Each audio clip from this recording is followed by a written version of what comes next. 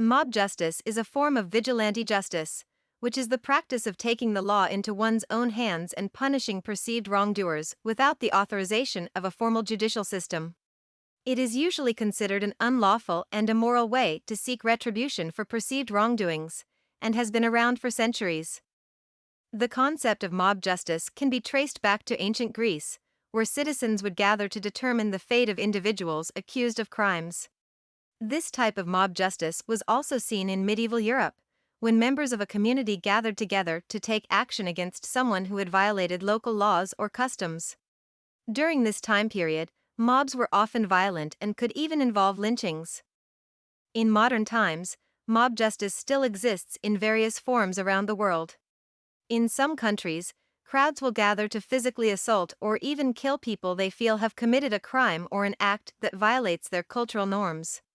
In other cases, a mob may use verbal threats or intimidation tactics as a way to punish someone who has acted in an inappropriate manner.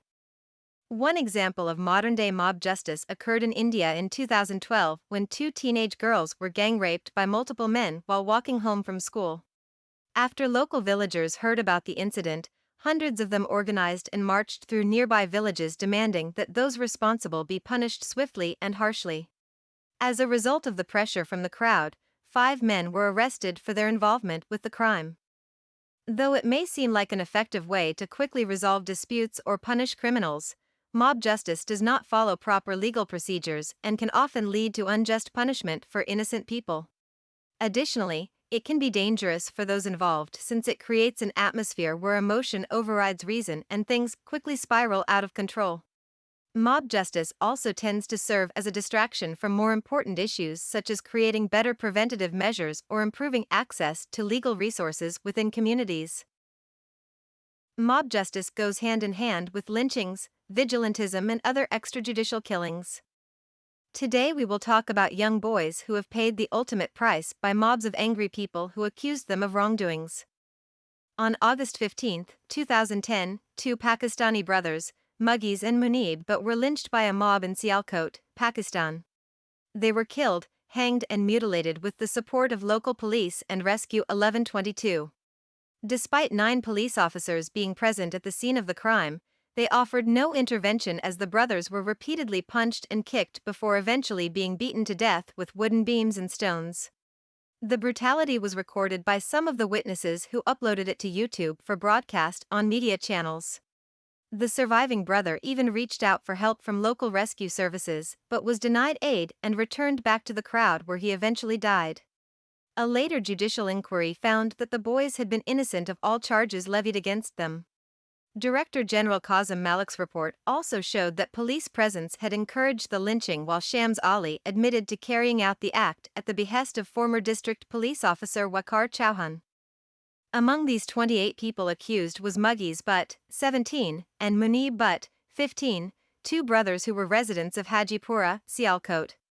Their families were devastated when the anti-terrorism court Gujranwala sentenced 7 people to death, 6 to life in prison, and all 10 policemen involved in the incident 3-year terms.